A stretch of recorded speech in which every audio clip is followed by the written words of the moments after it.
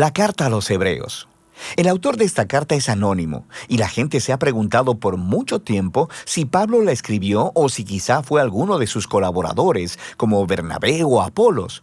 Pero la realidad es que no lo sabemos. En el capítulo 2 descubrimos que el autor tuvo una relación de primera mano con los discípulos que caminaron con Jesús.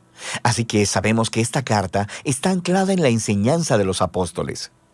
Tampoco sabemos cuál era la audiencia de esta carta, ni siquiera dónde vivían.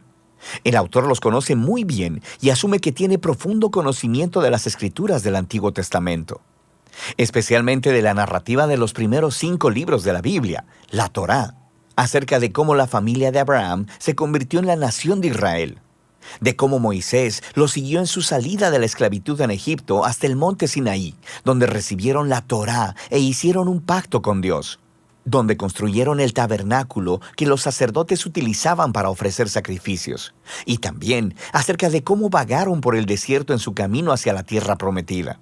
El autor simplemente espera que los lectores conozcan todos los detalles de estas historias. Así que lo más probable es que la audiencia esté compuesta de judíos cristianos, y de ahí viene el nombre de la carta. El capítulo 10 nos da pistas que indican que esta comunidad de iglesia estaba enfrentando persecución y hasta prisiones por su asociación con Jesús. Algunos en la comunidad estaban alejándose de Jesús y abandonando la fe por completo, y eso explica el propósito y la estructura de esta carta. Primero tenemos una breve introducción, seguida de 4 secciones donde el autor compara y contrasta a Jesús con personas y eventos claves de la historia de Israel. Primero, se compara a Jesús con los ángeles en la Torá. En segundo lugar, con Moisés y con la tierra prometida. En tercer lugar, con los sacerdotes y con Melquisedec. Y finalmente, con los sacrificios en el pacto. El autor tiene 2 objetivos principales en todos estos contrastes. El primero es elevar a Jesús como superior a cualquier otra persona o cosa, mostrando que Jesús es digno de toda su confianza y devoción. Pero su segundo objetivo es retar a los lectores a permanecer fieles a Jesús a pesar de la persecución. Así que cada sección incluye una fuerte advertencia de no abandonar a Jesús. Ahora, profundicemos y veamos cómo se desarrolla todo esto. La elevación de Jesús comienza en la oración inicial de la introducción. Dios, que muchas veces y de varias maneras habló a nuestros antepasados en otras épocas por medio de los profetas, en estos días finales nos ha hablado por medio de su Hijo. De manera que el autor está diciendo que Jesús es superior a todas las otras maneras previas en las que Dios se reveló a Israel.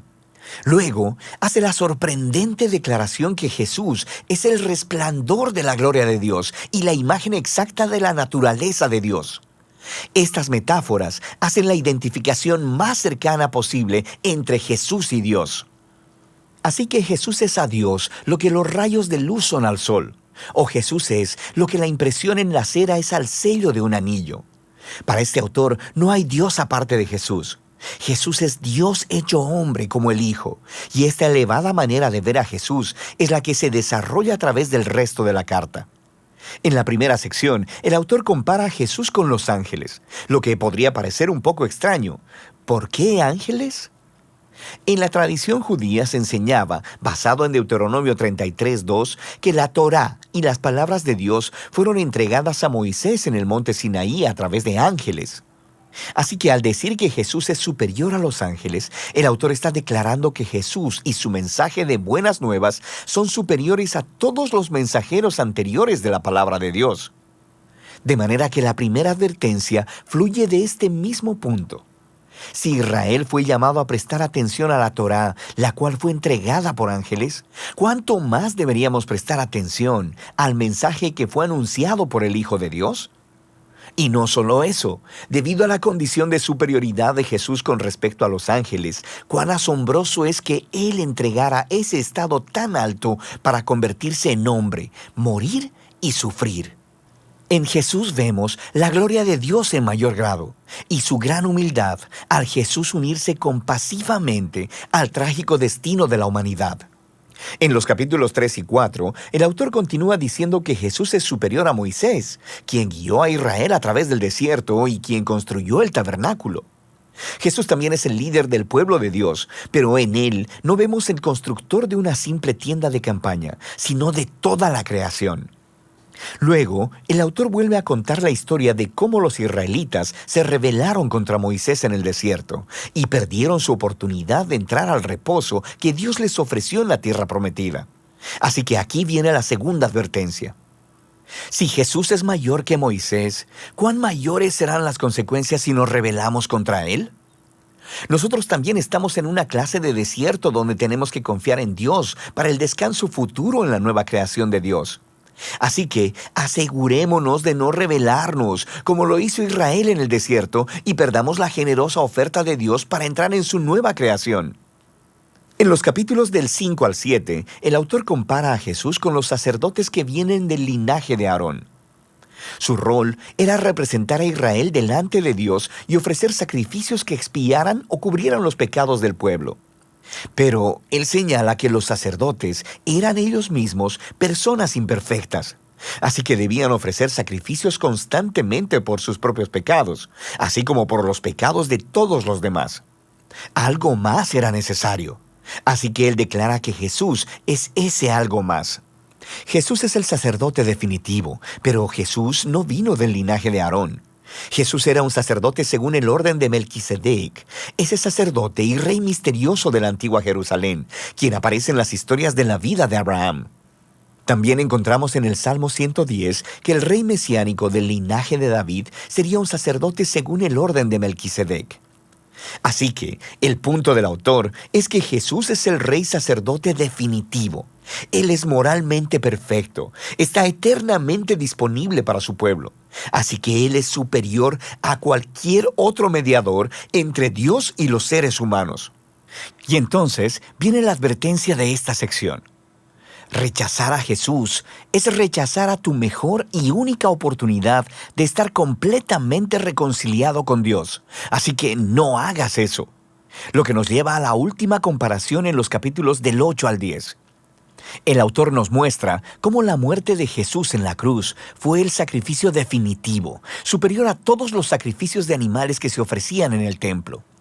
Esos sacrificios debían ser ofrecidos constantemente, tanto cada día como anualmente en el día de la expiación. Jesús ofreció su vida una vez y para siempre, y eso fue suficiente para cubrir los pecados de todo el mundo. Así que el autor advierte a la audiencia sobre alejarse de Jesús. Es como darle la espalda a la oferta generosa del perdón de Dios. ¿Por qué harías eso?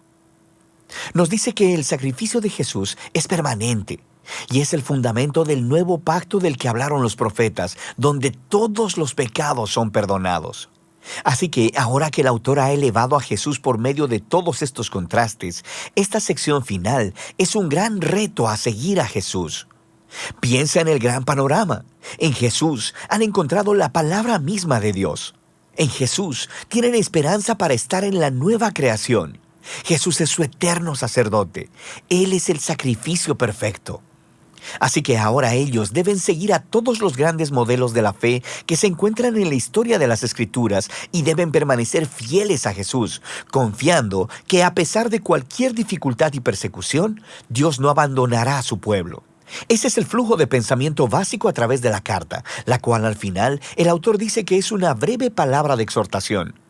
Aquí hay algunos otros consejos para leer esta carta.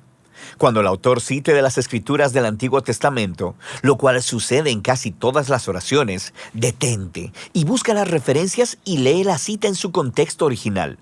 Y a veces te confundirás, pero en la mayoría de las veces podrás ver conexiones geniales que de otra manera nunca hubieras notado, así que vale la pena el esfuerzo. También deberías saber que estos pasajes de advertencia te pondrán incómodo, y ese es el punto. No están ahí para asustarte, están ahí para mostrarte que rechazar a Jesús es tonto, porque Él es asombroso. Estas advertencias sirven al propósito principal de la carta: mostrar que Jesús es la revelación definitiva del amor y la misericordia de Dios. Y de eso se trata la carta a los Hebreos.